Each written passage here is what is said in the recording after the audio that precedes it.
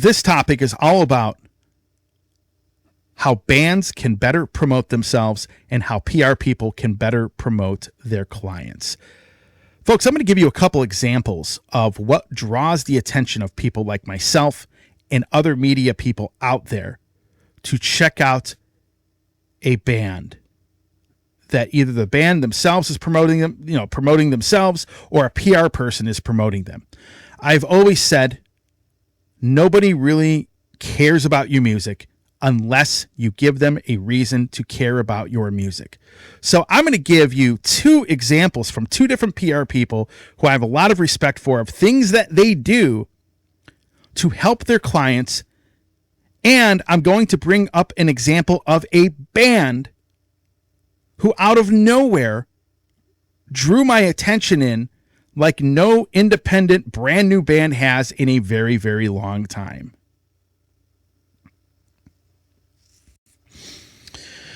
Okay.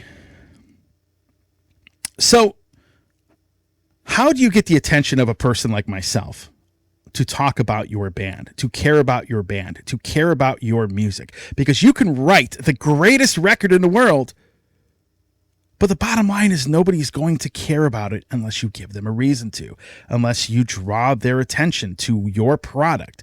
I've always said that people should treat their band as a small business or as a business in general. Treat it as if you are starting your own business from scratch, because they call it the music business for a reason, right? They call it the music business because that is what it is. And you have to build a fan base, because people aren't going to have anything to do with you unless they feel they can make money with you or off of you. That is the cold, harsh reality of the music business. That's how it is. And when you're a band, it is very, very important when you're looking at a PR person to, one, look at their track record. Who have they worked with? Who have they helped move the needle for? Number two, you have to find a PR person that is going to be straight up honest with you. They aren't going to kiss your ass for the sake of doing so. They're going to give you the cold, harsh truth of what you need to do to further yourself. A lot of these PR people, folks, I can tell you, I deal with a lot of these PR people. I see their emails. There are people that are afraid to tell a band the truth. You can't have a friend do your PR. You have to have somebody that is going to be 100% honest with you, even if it's what you don't want to hear. And lastly, what is their strategy? What do they do to help promote their clients? I'm going to give you a couple examples, and I'm going to use names. I normally don't use names, but these two guys, in my opinion, are two of the best people that I've ever encountered. And I'm also going to give you an example of how a band did this by themselves. This band now has a publicist, but how they garnered my interest by themselves by doing one simple thing. So I'm going to start off with somebody that you've heard me mention before, who has done a lot of great PR work for a very long time. That would be Michael Brandvold. Michael Brandvold has a podcast, a music business podcast, which I'll link here in the show notes. Michael really started out, from what I gather, back during the dial-up internet days. Now, what do I mean by that? Late 90s. He was doing work for KISS. That was around the time I started doing what I was doing, not only with my radio show, but I was doing Halloween's website. This was well before we had social media. So him and I sort of come from the same place in a sense, because that's around the time we really started doing the things that we do. The reason I'm bringing him up, he does all the PR work for BravewordsRecords, but this is not why I'm bringing the guy up. I'm bringing the guy up because he does something that almost no publicist does. Now, folks, most people that have been around a long time, or most of these publicists, they send you a standard email. It'll have a link at the end of it with an electronic press kit that you can get to listen to the band's music and bio. They'll send a subject line, band releases this album. They have the cookie cutter bio in there. Most of the time they aren't very well written. And then you have a link, and that's it. Now imagine having like 100 or 200 different people sending you this stuff and your email box blowing up with about 1,000 emails a day. It's almost impossible for me to pay attention to all of that. And I'm not the only one that deals with this. A lot of other people deal with this as well. So the reason I'm bringing up Michael is he does one thing, one very good thing that draws the attention of people like myself and others. When you look at his emails, he'll have a bio, like everybody else does. But after he gives out the information from the band, if you look through the email, you will see a list of quotes from positive reviews given by various media people. And he will put that in the email. He'll list it out. Like my show. Like I'll give you an example. Like if you look at the new Jack Star album on BravewordsRecords, he has a list of people that have reviewed the album and puts a quote from them. Puts a quote to their, basically says what publication or media outlet they are from. And that is listed in there.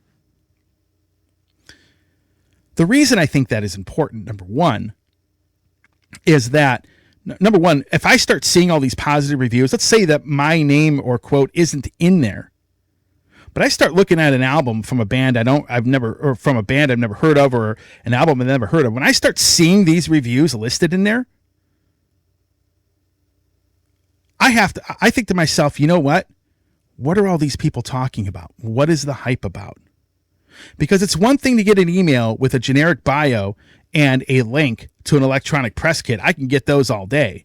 It's another thing to read actual quotes from reviewers, because then I see, okay, somebody's talking about this. Let's go and check out this album. And this is why, again, when I brought up BravewordsRecords, a reason why, if you are a band, they would be a great fit for you if you're willing to put the work in, because of this kind of promotion strategy. This is what I'm talking about. And then if I'm a podcaster, let's say I like it. Let's say I like the album and I write a review on it. Guess what? He's now going to put my name in that email that is reaching an untold number of people, quite a few people actually. So not only is he giving exposure back to my podcast, but he is obviously expanding exposure for the band, because now more people are paying attention to that email. Because when I look at the emails he sent me, you see that positive review list grow. And the more that review list grows, the more that he shares those reviews on Facebook and all the other, in like YouTube and all of the other social media outlets, the more that band's name gets in the algorithms, and the more people are going to pay attention to it. And that is where I'm going to go to the next example of a band that did this exact thing. They didn't do it through the email. They did it on social media. And again, Michael does a great job. He is on point. Anybody that reviews an album or talks about anything he's promoting, the guy is sharing it everywhere. Doesn't matter who it is. It doesn't matter if it's me, another podcaster. Doesn't matter if it's somebody that, might have 100 followers or 1 million. All of it is going everywhere. He's sharing it everywhere. Through his emails, social media, everywhere. And that draws attention not only from people like myself, which make me now more inclined to read all of his emails, but it makes me want to check out that band that much more when I see all those reviews listed in there. Now, I brought up an example of a band that did something very, very similar to this, that pretty much came out of nowhere and ended up selling out pretty much all of their physical merchandise as a result of the way they promoted themselves. And this is before they really hired an actual publicist here in the States. So you guys saw me review an album by a band called Beholder. Beholder is a power metal / doom metal band. Folks, I had never heard of any of the guys in this band. I heard of John Yellen, the singer. because he's in a band called Judicator, but I'd never really heard of this band or any of these guys. And I don't know what it was, but in my timeline, I kept seeing this band Beholder popping up in my feed. And every time it would pop up, they were sharing. They had a whole graphic actually put up, and they were sharing a positive review of their upcoming album called In the Temple of the Tyrant, which is out now, from every single publication or podcast that said anything positive about it. It didn't matter if that podcast or media outlet had 1 follower or 1 million. They were sharing it in a very elaborate graphic. They were putting a quote from that publication or media outlet on their Facebook page, and they were just sharing every single one. Boom, boom. Like every day I'd go in there, there'd be like 10 reviews. Now, this is a band on a small record label. I believe they're from Sweden. I could be wrong. Black Lion Records. But they were doing this. And I'm looking at this and I'm seeing all these reviews. I'm like, there's got to be something to this band that's drawing people in. And so they put a single out. I went and listened to the single. I'm like, my God, this is really, really good. What did that do? All of those positive reviews being shared. I looked at that. I bypassed all of the other generic emails in my email box or in the message box on Facebook or Instagram or whatever. I went straight to that band, seeing all those reviews being posted, because I got to see what is all the hype about. Folks, let me tell you, first of all, they drew my attention in, and it made me listen very closely to their music. And you know what? I think it's one of the most incredible albums that's come out this year. And this is a band nobody's heard of before. Now, if you sell out your physical copies of your merchandise, are you selling tons and tons of units? No. But to do that your first time out is a testament to how hard those guys were willing to work to get the name of the band out there. I got a hold of these guys. They came on the show. The interview was tremendous. Carlos Alvarez, the guitar player, by the way, folks, very, very knowledgeable about the heavy metal scene. Absolutely. Him and I, like if I were to go and talk to a guy about our taste in music, we like a lot of the same bands. And he's very knowledgeable, has been following the scene for a long time. I would have never heard of this guy if they had never promoted themselves the way that they did.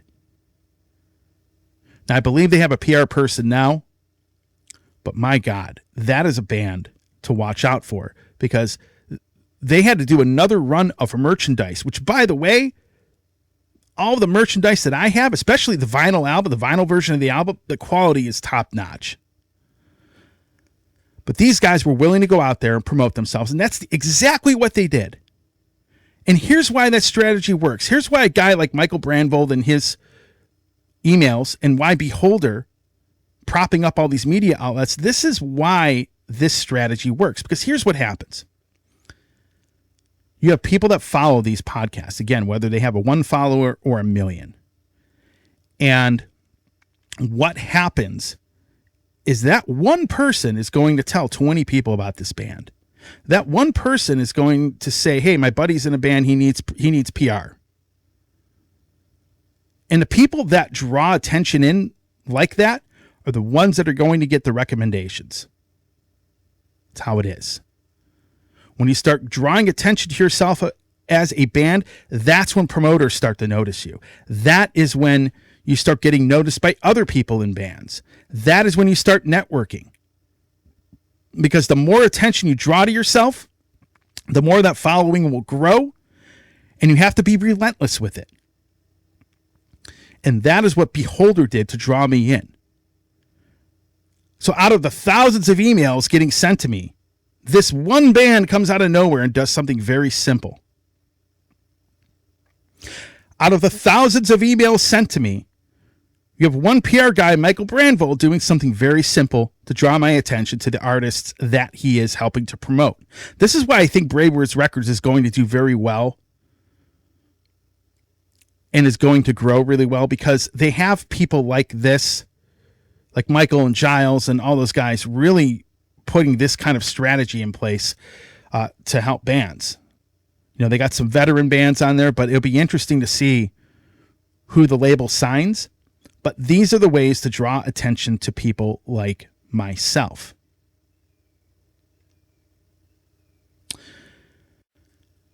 Let me go to the next part of this segment.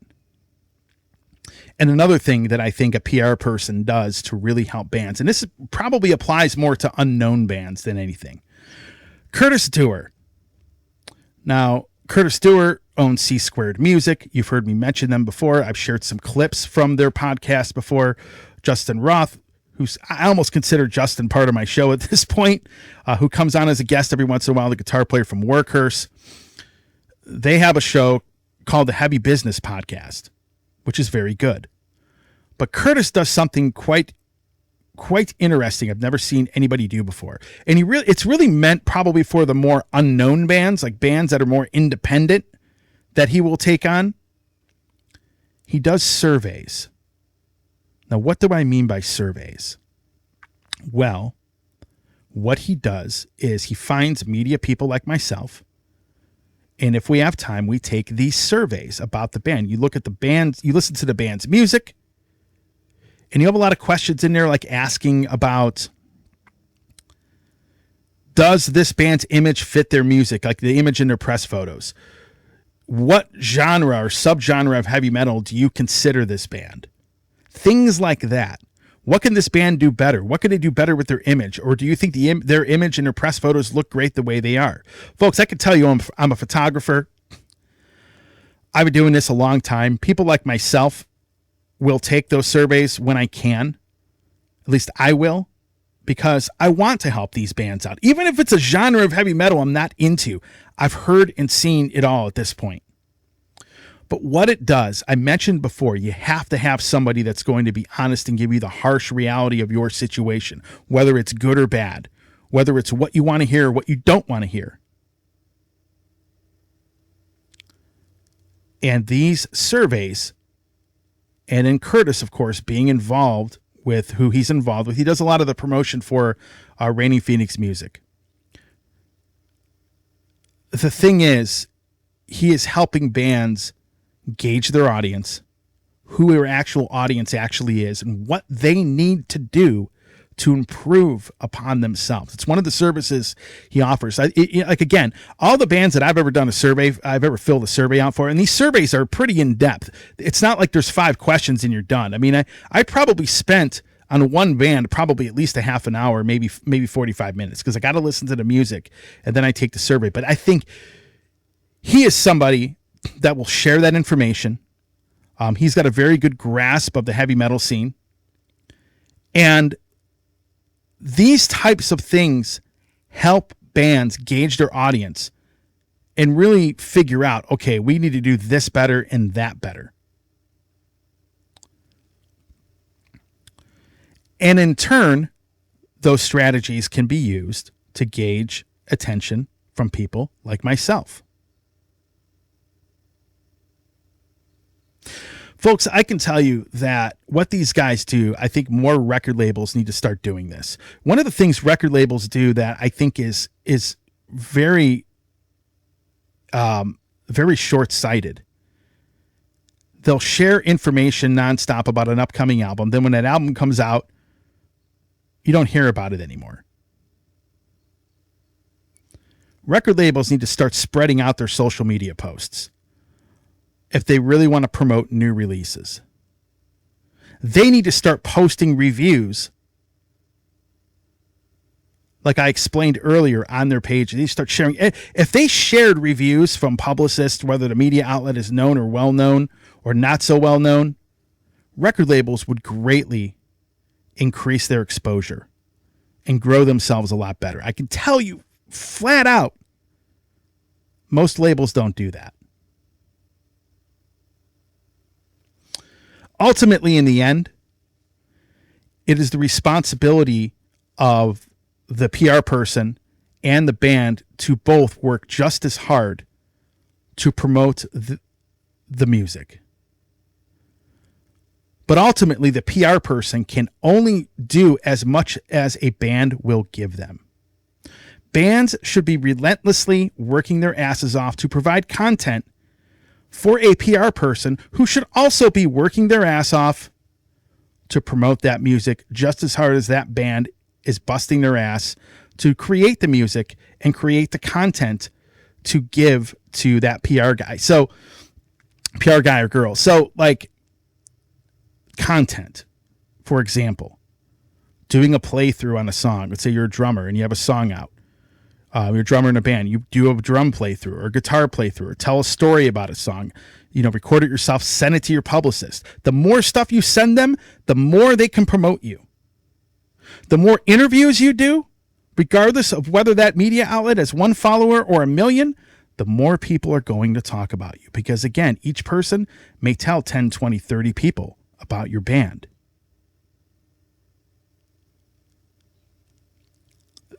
That's what needs to happen to get people to, for a lack of a better term, give a shit about your music. Because nobody does unless you give them a reason to care about it. I brought up an example of a band in Beholder that did just that. When I post about them, I noticed more and more responses, more and more people discovering them. Because they were willing to go out and prop up the people who are taking the time to check out their music and review it,